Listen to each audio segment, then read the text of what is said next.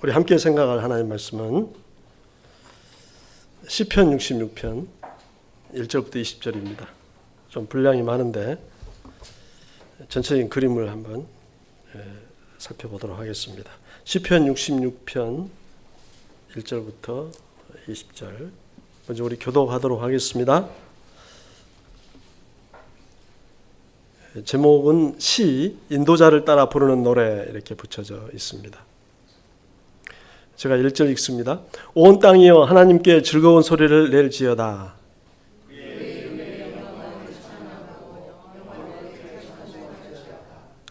하나님께 아뢰기를 주의 일이 어찌 그리 어미하신지요. 주의 큰 권능으로 말미암아 주의 원수가 주께 복종할 것이며 온 땅이 주께 경배하고 주를 노래하며 주의 이름을 노래하리라 할지어다. 셀라. 와서 하나님께서 행하신 것을 보라. 사람의 아들들에게 행하심이 어미하시도다. 하나님이 바다를 변하여 육지가 되게 하셨으므로 우리가 걸어서 강을 건너고 우리가 거기서 주로 말미암아 기뻐하였도다.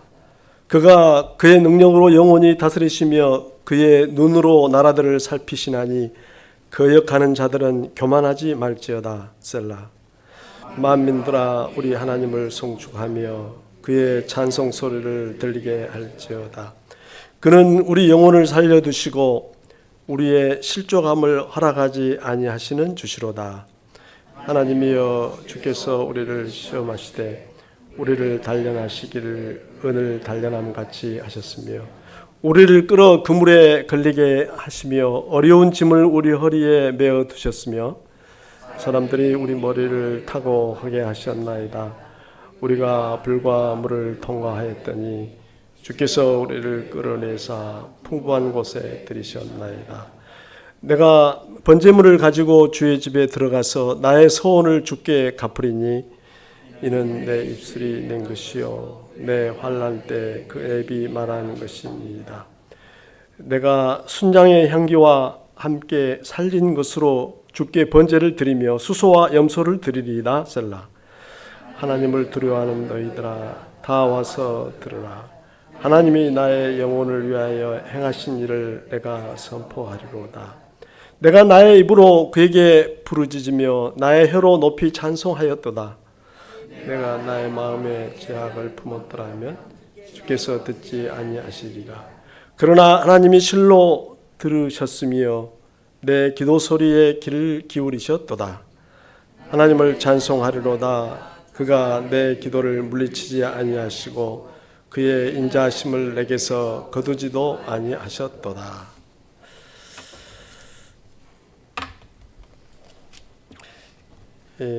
오늘 66편 여러분이 지난 한 주간 아마 그 사이에 읽었던 말씀 속에 들어있을 것 같습니다.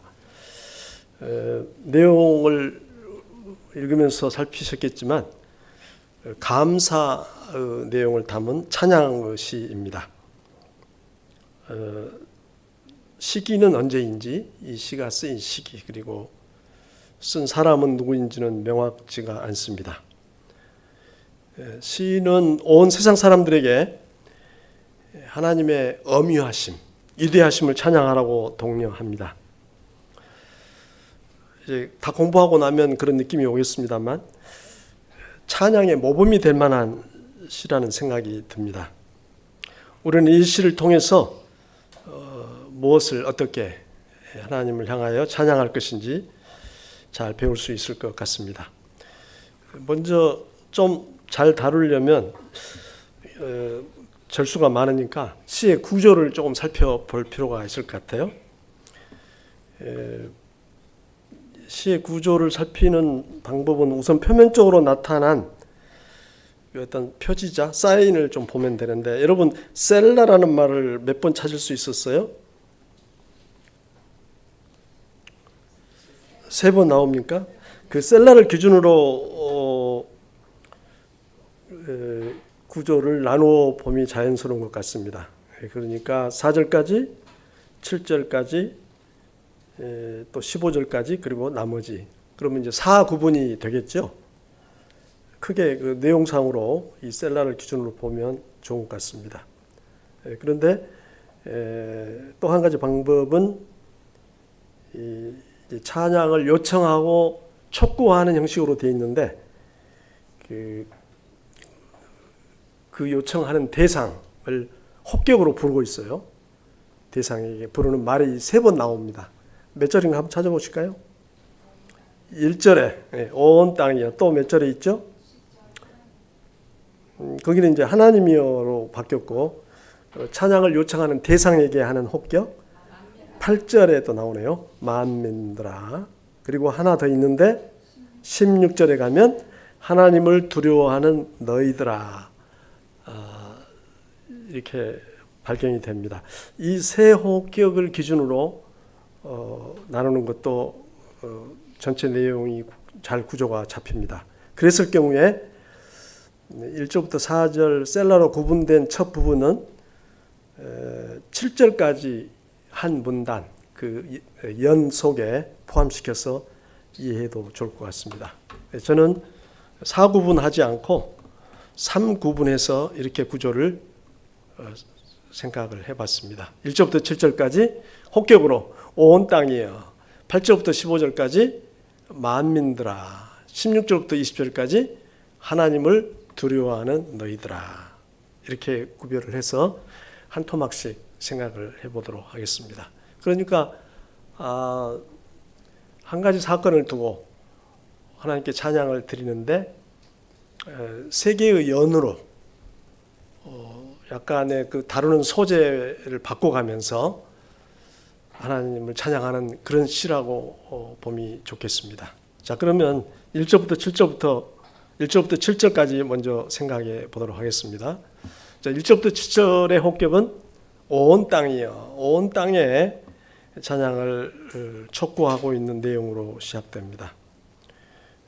우선 이 각 연은 잘 관찰해 보면 또 세 요소, 세 부분으로 나누어짐을 볼 수가 있습니다.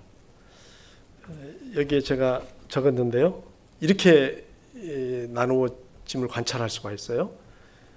첫째는 찬양에 초청하는 거, 찬양으로 초청하는 내용이 나오고, 두 번째는 그렇게 초청하는 이유, 왜 찬양하자고 하느냐 하는 이유가 나오고, 세 번째는 시인 자신의 결어가 나옵니다. 결어는 여러 가지 성격을 가지고 있습니다. 그때그때 한번 우리가 살펴보도록 하겠습니다. 그러면 이 형식을 따라서 먼저 1절부터 7절 온 땅이여로 시작되는 이 연에서는 어떻게 초청하고 있는가를 1절부터 4절을 살펴보도록 하겠습니다. 우리가 이미 읽었는데 여러분 눈으로 읽으면서 한번 내용들을 살펴볼까요? 1절에서는 하나님께 즐거운 소리를 낼지어다. 새 번역은 좀 다른 느낌으로 번역을 했어요.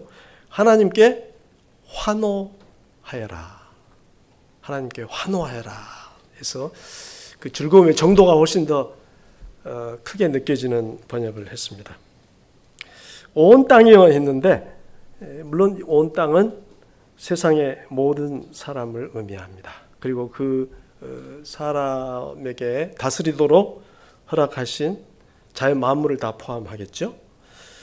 2절에서는 그의 이름의 영광을 찬양하고 영화롭게 찬송할지어다. 영광, 영화 이런 말들이 반복해서 나옵니다. 그러니까 하나님의 명예를, 하나님의 이름을 한껏 높이라고 격려합니다. 이 두 절에서 우선 볼 때 시인의 마음이, 시인의 가슴이 하나님을 찬양하고 싶은 열망으로 가득 차 있는 걸 느낄 수가 있습니다. 3, 4절은 한 문장으로 되어 있죠. 3절에서 하나님께 아뢰기를 해서 4절 끝에 할지어다. 시인은 온 땅에게, 세상의 모든 사람에게 하나님께 이렇게 아뢰라 하고 요청하고 있습니다. 어떤 내용을 아뢰라고 그랬죠? 세 토막으로 나눌 수 있는데 우리 한번 같이 말해 봅시다. 주의 일이 어찌 그리 어미하신지요. 이렇게 하나님께 말씀드려라. 하나님께 찬사를 보내는 거죠. 주의 일이 어찌 그리 어미하신지요. 두 번째는 주의 큰 권능으로 말미암아 주의 원수가 주께 복종할 것이며 이렇게 하나님께 아뢰어라. 세 번째는 온 땅이 주께 경배하고 주를 노래하며 주의 이름을 노래하리이다. 이렇게 하나님께 아뢰어라 하고 시인은 요청하고 있습니다. 주의 일이 어찌 그리 어미하신지요. 우리가 어미란 말을 일상에서는 안 쓰지만 우리 입에는 익숙한 단어인데 좀 쉬운 말로는 놀랍다, 대단하다, 훌륭하다, 또 두렵고 위대하다 이런 등의 뜻으로 풀이가 됩니다. 두 번째 마디인 주의 큰 권능으로 말미암아 주의 원수가 주께 복종할 것이며, 이 말 속에서 우리는 시의 배경이 되는 어떤 상황을 짐작해 합니다. 주의 원수, 주님께서 원수를 굴복시키신 어떤 일이 있었음을 암시합니다. 후반부로 가면 아마 거의 더 명료해질 것 같습니다.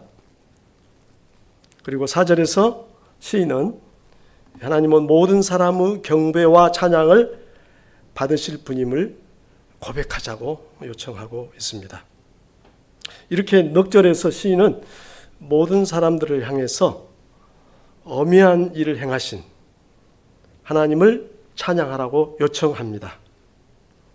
하나님께 환호하는 것, 하나님을 향하여 탄성을 지르는 것, 그의 명예를 높이는 것, 그가 하신 놀라운 일을 칭송하는 것, 그가 만민의 경배를 받으실 분임을 고백하는 것, 이것이 바로 찬양입니다. 우리는 하나님께서 행하신 놀라운 일들을 꼽아 보면서 늘 그분을 찬양해야 할 것입니다. 찬양은 단순히 어떤 의식적인 종교적인 행위가 아니라 하나님의 어떠하심에 대한 마음의 고백이고 우리의 반응입니다. 하나님은 우리에게 최고의 찬양을 받으실 분이십니다. 우리의 하나님 찬양이 더 풍성해지도록 합시다. 우리가 찬양의 초청의 글 넉 절 좀 긴 부분을 살펴봤는데요. 시인은 이렇게 사람들을 찬양으로 초청하는데 이유가 있었습니다. 그 이유를 5, 6절에서 살펴볼 수가 있겠습니다. 자, 우리 5, 6절은 다시 한번 읽어보죠. 읽어볼까요? 와서 하나님께서 행하신 것을 보라. 사람의 아들들에게 행하심이 어미하시도다. 하나님이 바다를 변하여 육지가 되게 하셨으므로 우리가 걸어서 강을 건너고 우리가 거기서 주로 말미암아 기뻐하였도다. 하셨으므로 무리가 되죠. 무리가 걸어서 강을 건너고 그 다음에는 우리가 거기서 주로 말미암아 기뻐하였도다. 5절에서 시는 하나님께서 사람들에게 행하신 놀라운 일을 와서 보라. 경탄을 하는 거죠. 와서 보라. 주의를 환기시키고 있죠. 다시 한번 어미하시도다라는 형용사가 등장합니다. 위대한 훌륭한 하나님 행적을 보라고, 와서 보라고 촉구하고 있습니다. 6절은 이 짧은 구절 속에 이스라엘 자손의 역사 속에 두 가지 위대한 사건을 담았습니다. 교묘하게 엮었어요. 육지가 바다를 변하여 육지가 되게 하셨으므로와 우리가 걸어서 강을 건너고, 이렇게 둘을 엮어가지고 출애굽 때 하나님께서 홍해와 요단강을 걸어서 건너게 하신 사건을 언급하고 있습니다. 이 두 가지 일이야말로 이스라엘 자손에게 영원히 영감을 주는 그런 사건이죠. 그런데 6절 뒷부분에 가보면 우리가 거기서 주로 말미암아 기뻐하였도다. 시인은 우리가라고 표현합니다. 먼 과거의 일을 말하면서 마치 현재의 자신들이 그 사건에 직접 참여한 것처럼 말을 합니다. 시인에게는 그것이 과거의 기억에만 머물지 않고 있습니다. 그에게는 현재적인 사건입니다. 과거의 사건을 현재의 상황에 적용하고 있습니다. 출애굽의 위대한 구원을 현재 지금 다시 그는 체험하고 있습니다.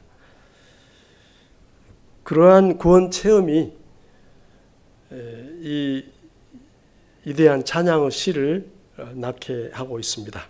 그 구원의 내용이 무엇인가는 아마 다음 연에 가면 좀 더 뚜렷해질 것입니다.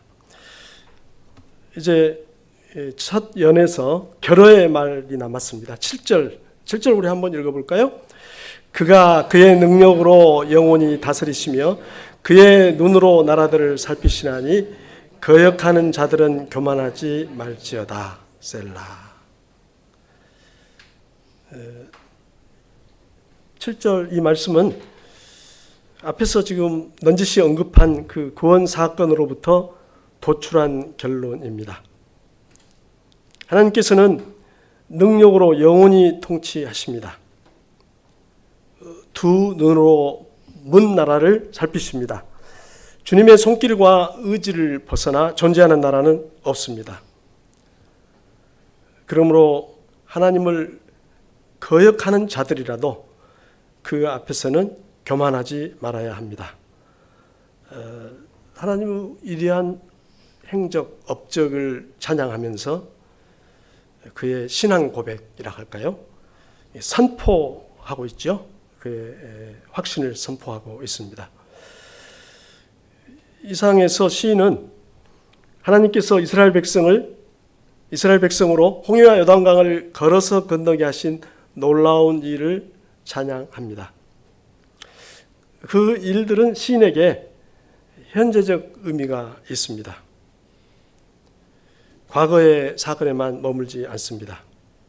어느 분이 이런 말을 했습니다. 믿음은 미래뿐 아니라 과거를 현재의 우리 것이 되게 한다.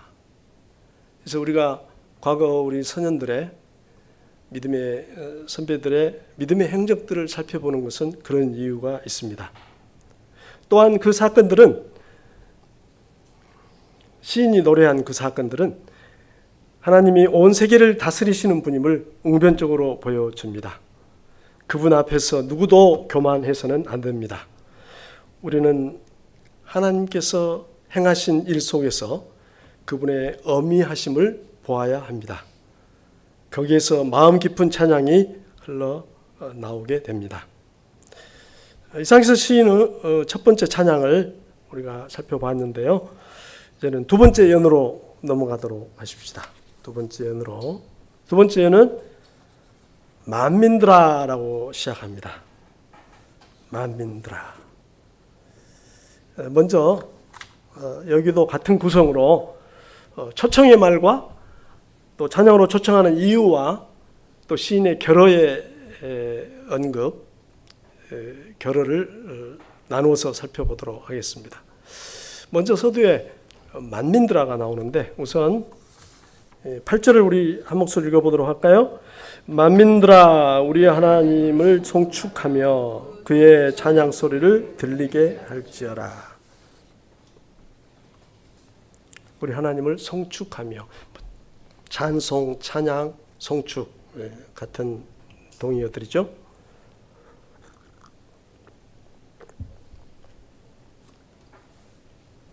여기에 만민들아는 1절에서 우리가 서두에서 봤던 온 땅이와 같은 의미이겠죠. 그리고 그의 찬양 소리를 들리게 하여라 라고 했는데 그분을 찬양하는 노랫소리가 크게 울려 퍼지게 하여라. 시적인 표현입니다.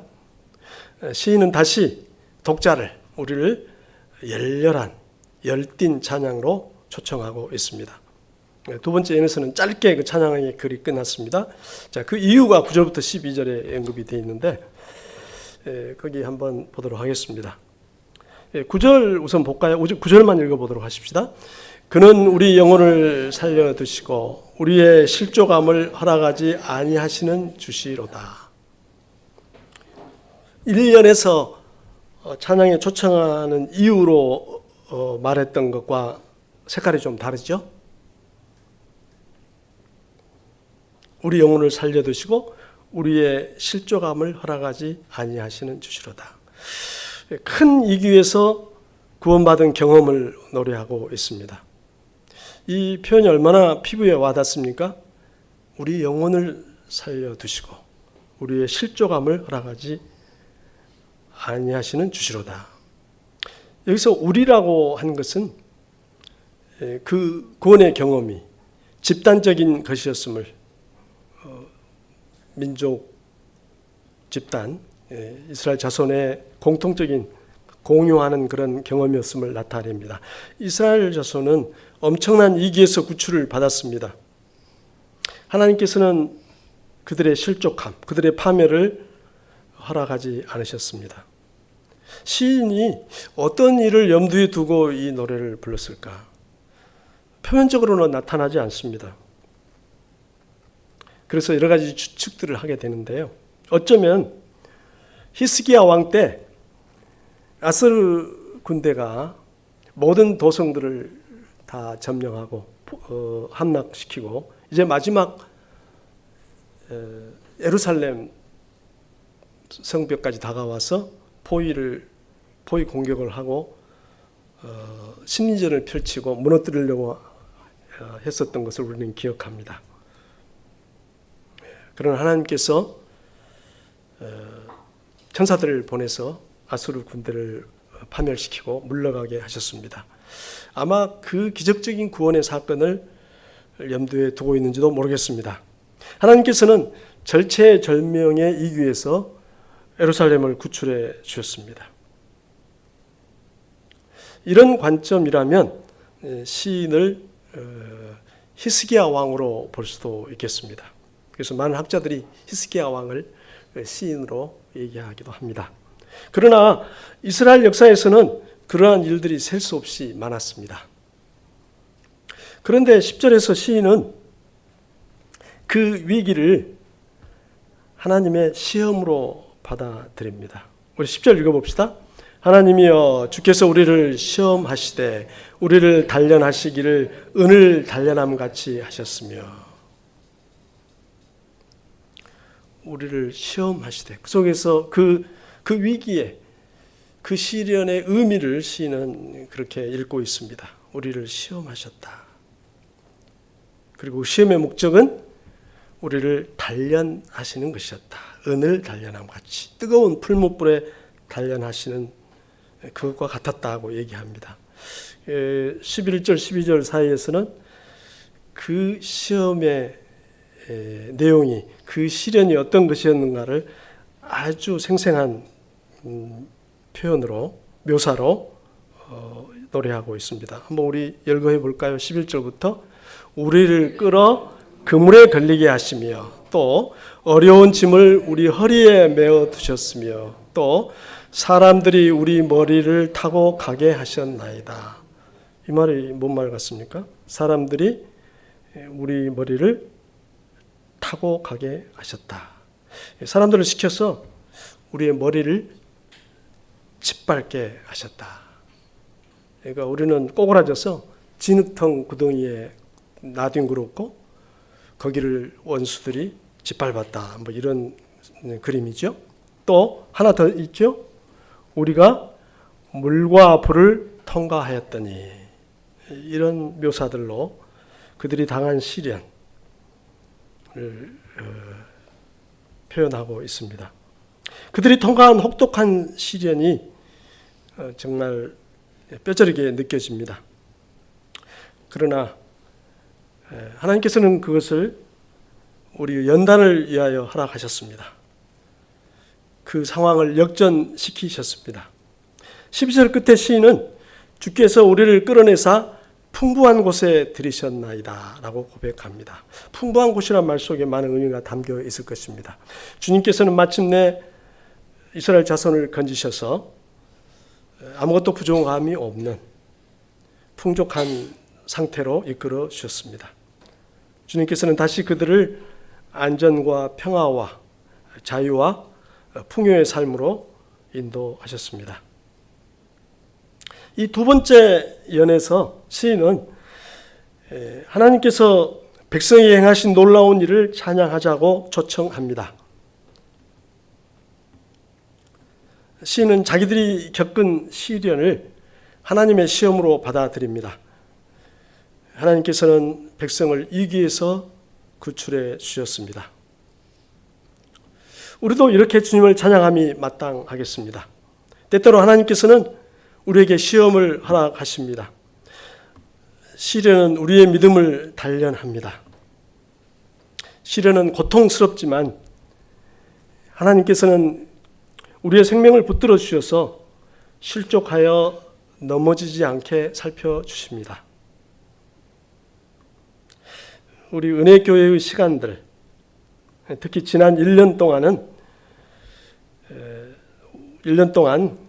우리는 하나님의 이러한 이와 같은 동일한 은혜를 체험하였습니다. 우리도 시인과 함께 하나님의 놀라운 일을 찬양합시다. 결어가 남아 있는데요. 여기 결어는 첫 연에 비해서 조금 깁니다. 결어도 한번 읽고 나서 생각해 보도록 하십시다. 13절부터 15절. 내가 번제물을 가지고 주의 집에 들어가서 나의 서원을 주께 갚으리니 이는 내 입술이 낸 것이요 내 환난 때 내 입이 말한 것이니이다. 내가 순양의 향기와 함께 살린 것으로 주께 번제를 드리며 수소와 염소를 드리리이다. 셀라. 13절에서 시인은 자신의 소원을 주께 갚겠다고 말합니다. 그 소원을 갚기 위해서 번제물을 가지고 성전에 들어가겠다고 얘기합니다. 우리가 레위기에서 배운 것처럼 구약 성도들은 서약한 것을 지키기 위해서 소원제를 드렸습니다. 제물의 내장에서 떼어낸 기름들을 불태워 주님께 향기로 올려드리는 제사였습니다. 물론 그 향기는 감사의 상징이었습니다. 14절에 보면 이것은 그들이 고난 중에 있을 때 시인이 자기 입으로 하나님께 약속한 것이었습니다. 주께서 우리를 고난에서 건져 주시오면, 이 시련을 극복하게 이길 수 있게 해 주시오면 하고 서원했던 것입니다. 15절에서는 감사로 가득한 시인의 마음을 읽을 수가 있습니다. 이상과 같이 시인은 그가 고난 중에 약속한 대로 하나님께 서원제를 드릴 것을 다짐합니다. 제사는 구약 성도들이 하나님의 은혜에 감사를 표하는 중요한 방편이었습니다. 시인의 마음은 하나님께서 백성을 위해 행하신 일들에 대한 찬양과 더불어 그 은혜에 대한 뜨거운 감사로 가득 차 있습니다. 오늘날 이제 우리는 서원제로 감사를 드리지는 않습니다. 우리가 하나님께서 하신 일을 찬양하고 그분의 은혜에 감사를 표하는 길은 마음을 다하여 주를 경배하는 것과 더불어서 그분의 뜻에 우리 자신을 굴복시키고 그분의 말씀에 순종하는 것입니다. 몸으로 하나님이 기뻐하시는 길로 살아가는 것입니다. 이제 세 번째 찬양으로 넘어가도록 하십시다. 제3년 3년의 초청의 부름은 하나님을 두려워하는 너희들아 라고 되어 있습니다. 한번 초청의 말만 읽어볼까요? 여기도 세 부분으로 나누어서 생각합니다. 16절만 읽어봅니다. 하나님을 두려워하는 너희들아 다 와서 들으라. 하나님이 나의 영혼을 위하여 행하신 일을 내가 선포하리로다. 초청의 대상이 조금 좁아졌다고 할까요? 더 집중이 되어 있습니다. 하나님을 두려워하는 너희들아. 그러니까 사람 일반에서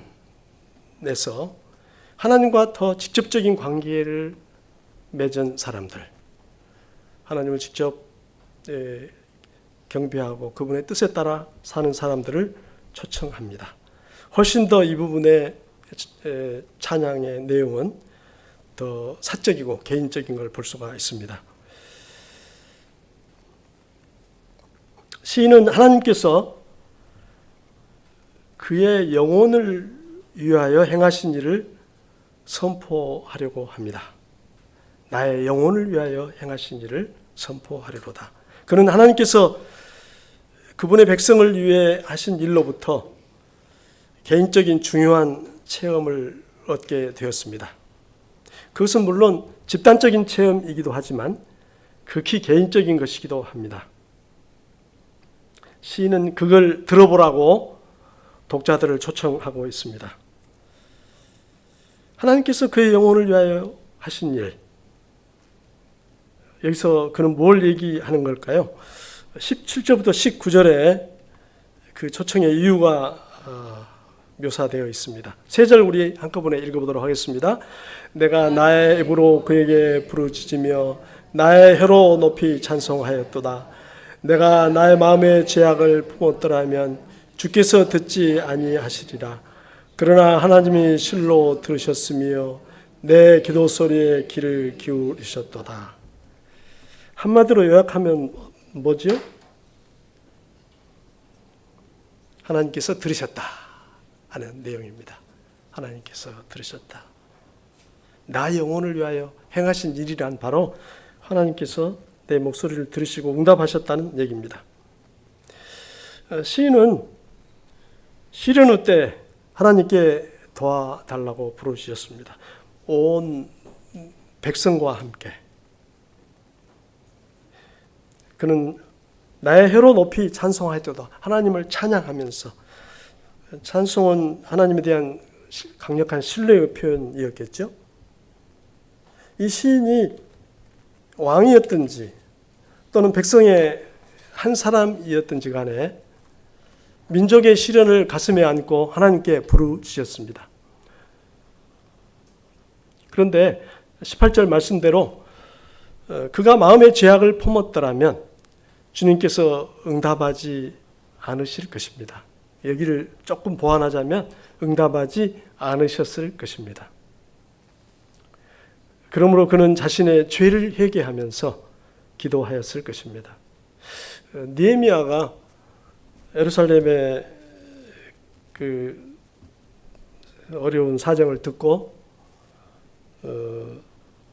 하나님 앞에 기도하는 내용을 보면 민족의 죄악과 함께 자신의 죄를 먼저 고백하는 그런 내용이 쭉 열거된 것을 볼 수가 있습니다. 19절 말씀처럼 주님께서는 그의 기도를 들어주셨습니다. 그 부르짖음에 응답하셨습니다. 그의 기도 소리에 귀를 기울여 주셨습니다. 그래서 시인은 20절에서 마지막으로 결말의 이야기를 하고 있습니다. 20절을 같이 읽어보겠습니다. 하나님을 찬송하리로다. 그가 내 기도를 물리치지 아니하시고 그의 인자하심을 내게서 거두지도 아니하셨도다. 시인은 그의 하나님의 구원 체험을 결론적인 찬양으로 끝맺습니다. 하나님을 찬송하리로다. 오늘 말씀의 제목으로 제가 내세웠던 어구이죠. 얼마나 멋진 결론입니까? 시인은 자신의 기도에 변치 않는 사랑으로 인자하심으로 응답해 주신 하나님을 다시 한번 찬송합니다. 이 세 번째 연에서 시인은 하나님께서 행하신 위대한 일들로부터 중요한 사실을 깨닫습니다. 하나님께서 도움을 구하는 그의 간절한 기도에 응답해 주셨다는 것입니다.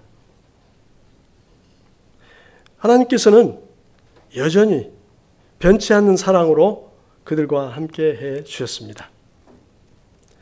시인은 사람들 앞에, 특별히 하나님을 경외하는 사람들을 불러 이것을 소리 높여 증언합니다. 하나님께서 우리의 기도를 들으신다는 사실을 인식한다는 것, 깨닫는다는 것은 정말 복된 일입니다. 우리가 죄를 고백하고 정결한 마음으로 주님께 구하면 하나님께서는 귀를 기울여 주십니다. 그것은 하나님께서 우리를 향해서 한결같은 사랑을 품고 계시기 때문입니다. 그 사랑 얼마나 놀라운가요? 오늘 말씀은 온 세상 사람을 찬양으로 초청하는 말씀입니다. 시인은 하나님께서 행하신 위대한 일들을 들어 하나님을 찬양하라고 촉구합니다. 과거에는 하나님께서 조상들로 하여금 기적적으로 홍해와 요단강을 건너게 하셨습니다. 현재 그들은 큰 위기에서 구출을 받았습니다. 그리고 그러한 시련은 그들의 믿음을 단련하는 시험이었습니다. 시인은 결국 하나님의 기도 응답과 변치 않는 사랑을 증언하면서 하나님을 향한 찬양을 촉구하고 있습니다. 성도 여러분, 우리도 시인의 초청에 마음을 같이 합시다. 하나님의 위대한 일들을 새기면서 하나님을 찬양하는 일을 즐겨합시다. 시련을 통해서 우리를 단련하시는 주님의 손길을 깨달으십시다. 우리의 기도에 응답하시는 주님의 변치 않는 사랑을 찬양하십시다. 우리의 입술과 더불어 몸과 마음으로 하나님께 감사를 표하도록 하십시다.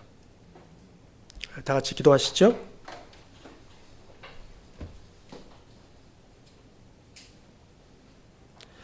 거룩하신 우리 아버지 하나님, 오늘 저에게 주신 말씀에 감사드립니다.